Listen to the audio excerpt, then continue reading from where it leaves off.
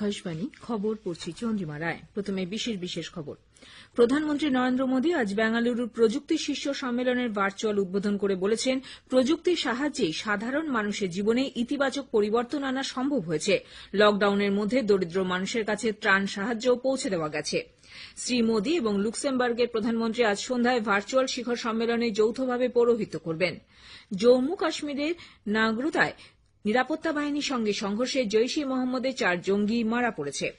দেশে করোনা সংক্রমণ থেকে আরোগ্যের হার বেড়ে হয়েছে 93.58%।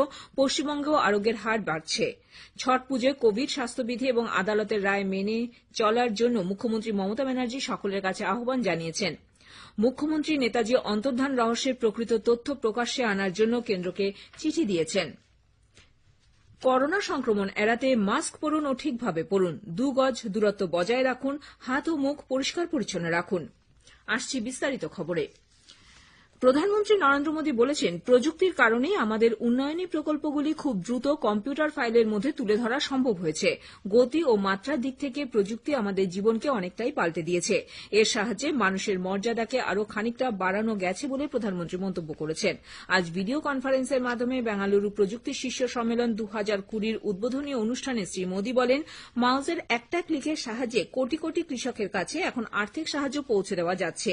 জোরদার লকডাউনের সময় প্রযুক্তির কারণেই দেশের গরিব মানুষ সে সাহায্য পেয়েছে। যে ব্যাপক মাত্রায় এই ত্রাণ সাহায্যের ব্যবস্থা করা হয়, বিশ্বে তার তুলনা কমই আছে। ডিজিটাল প্ল্যাটফর্মের কার্যকারিতা উল্লেখ করে শ্রী মোদী বলেন, Today, I'm glad to say that Digital India is no longer being seen as any regular government initiative. Digital India has become a way of life, particularly for the poor, marginalized, and for those in government. Thanks to Digital India, our nation has witnessed a more human-centric approach to development. প্রযুক্তি শীর্ষ সম্মেলনের উদ্বোধন করে শ্রী মোদী আরও বলেন, সমাজে প্রান্তিক মানুষের কাছে সুশাসন পৌঁছে দেওয়া সম্ভব হয়েছে প্রযুক্তির বিপুল সম্ভাবনাকে কাজে লাগিয়েই।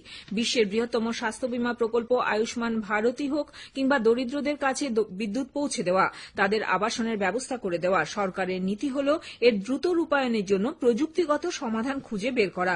সাধারণ মানুষের জীবনে ইতিবাচক পরিবর্তন প্রযুক্তির কারণেই সম্ভব হয়েছে বলে তিনি উল্লেখ করেন। প্রধানমন্ত্রী নরেন্দ্র মোদী আজ সন্ধ্যায় লুক্সেমবার্গের প্রধানমন্ত্রী জেভিয়ার বেটেলের সঙ্গে ভার্চুয়াল বৈঠক করবেন। গত 2 দশকের মধ্যে এই প্রথম 2 দেশের মধ্যে এই পর্যায়ে বৈঠক হতে চলেছে। কোভিড পরবর্তী বিশ্বে উভয় দেশের সহযোগিতা ও দ্বিপাক্ষিক সম্পর্ক মজবুত করার বিষয় 2 প্রধানমন্ত্রীর আলোচনায় উঠে আসবে।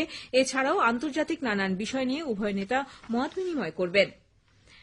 প্রধানমন্ত্রী পথ বিক্রেতা আত্মনির্ভর নিধি প্রকল্প পিএম স্বনিধি প্রকল্পের আওতায় এ পর্যন্ত 27,33,000-এর বেশি আবেদনপত্র জমা পড়েছে।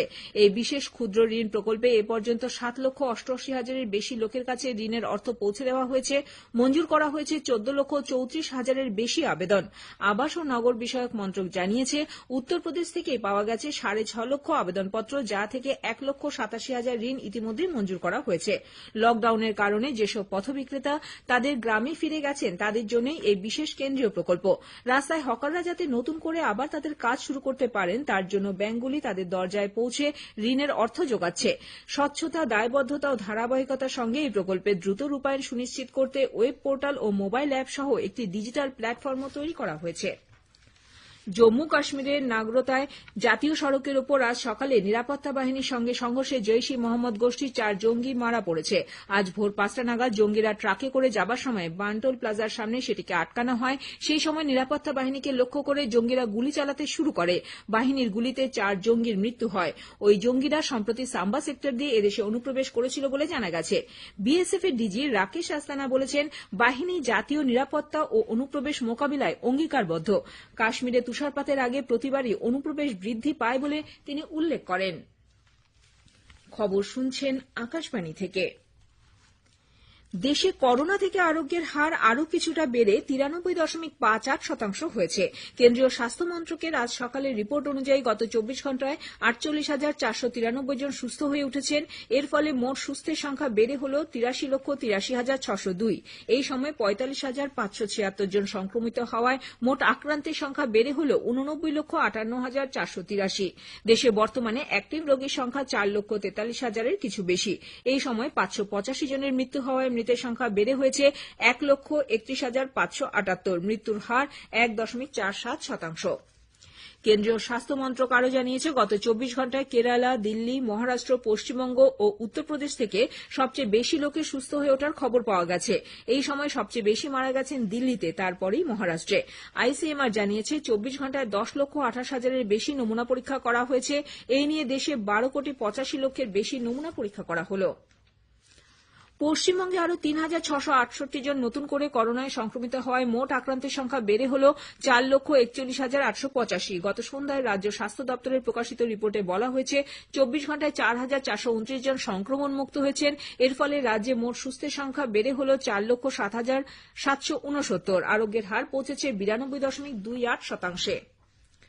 বাংলা ক্রিকেট দলের গত মরশুমের অধিনায়ক অভিমন্যু ঈশ্বরন কোভিডে আক্রান্ত হয়েছেন। দলের প্রস্তুতির আগে বাধ্যতামূলক পরীক্ষায় গতকাল তার রিপোর্ট পজিটিভ এসেছে। কোনো উপসর্গ না থাকায় তাকে কোয়ারেন্টাইনে রাখা হয়েছে।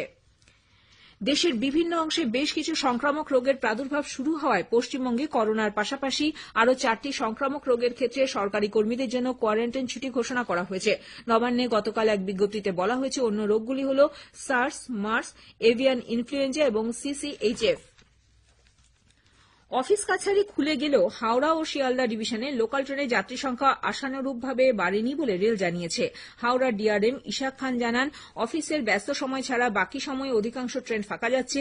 যাত্রী সংখ্যা বৃদ্ধি পেলে আগামী কয়েকদিনে ট্রেনের সংখ্যা বাড়তে পারে বলে জানিয়েছে রেল কর্তৃপক্ষ। এদিকে বীরভূমের সিউড়ি স্টেশনের নাগরিক কল্যাণ সমিতির পক্ষ থেকে জেলায় অবিলম্বে ট্রেন চালানোর দাবি জানিয়ে স্মারকলিপি জমা দেওয়া হয়। করোনা অতিমারি আবহে এবার ছট পুজোয় ঘরে বসে অথবা কাছাকাছি পুকুরে করার জন্য পশ্চিমবঙ্গের মুখ্যমন্ত্রী মমতা ব্যানার্জি রাজ্যবাসীর কাছে আবেদন জানিয়েছেন।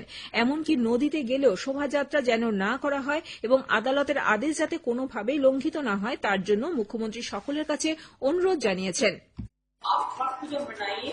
कलकत्ता और कलकत्ता का आसपास में हम 1,500 नया पुकुर बना दिया, जिसमें पानी है, जिसमें आप पूजा कर सकते हो। आहिस्ता आहिस्ता जाके एक साथ में सब मत जाओ। प्रशिक्षण करना कोर्ट का ऑर्डर है नहीं जाने के लिए। हम देखिए बहुत सारे स्टेट है जो बैन कर दिया है और घर में पूजा करने लगा है। आप आपका मर्जी माफी कीजिए। जिसको घर में करना आता है आप करो, लेकिन जिसको पुकुर में जाना है, पूजा करने है, गंगा में जाना है, आप देखो छोटा छोटा ग्रुप के लेकर ऐसा करके कीजिए जैसे कभी ना स्प्रेड हो, कोर्ट का ऑर्डर भी ना वायलेट हो।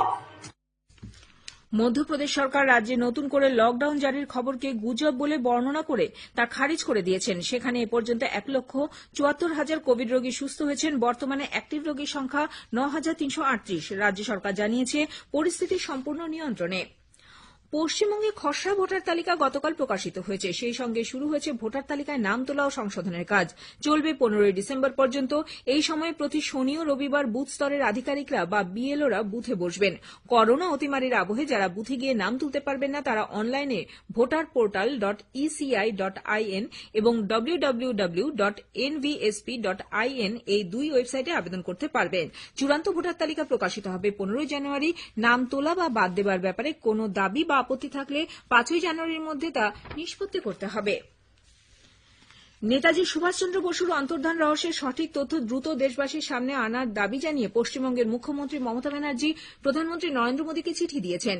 নেতাজি সম্বন্ধে সাধারণ মানুষ সহজেই যেন আরও বেশি করে জানতে পারেন, সেজন্য রাজ্য সরকার অনলাইনে নেতাজি সংক্রান্ত বেশ কিছু তথ্য প্রকাশ করলেও কেন্দ্রীয় সরকার এই বিষয়ে কি ব্যবস্থা নিয়েছে মুখ্যমন্ত্রী তাও জানতে চেয়েছেন। 2022 সালে নেতাজির 125তম জন্মবার্ষিকী উপলক্ষে 23 জানুয়ারি দিনটিকে জাতীয় ছুটি ঘোষণার দাবি করেছেন মুখ্যমন্ত্রী। 123তম আইএফএ শিল্ড 6 ডিসেম্বর শুরু হবে। ফাইনাল হবে 19 ডিসেম্বর। কলকাতায় গতকাল শিল্ডের সূচি ঘোষণা করা হয়েছে। শেষ করার আগে খবরের বিশেষ অংশ আরও একবার। প্রধানমন্ত্রী নরেন্দ্র মোদী আজ বেঙ্গালুরুর প্রযুক্তি শীর্ষ সম্মেলনের ভার্চুয়াল উদ্বোধন করেছেন। জম্মু কাশ্মীরের নাগরোতায় নিরাপত্তা বাহিনীর সংঘর্ষে জৈশ ই মোহাম্মদের 4 জঙ্গি মারা পড়েছে। খবর এখানেই শেষ হলো। এরপর খবর শুনবেন দুপুর 1:30টায়।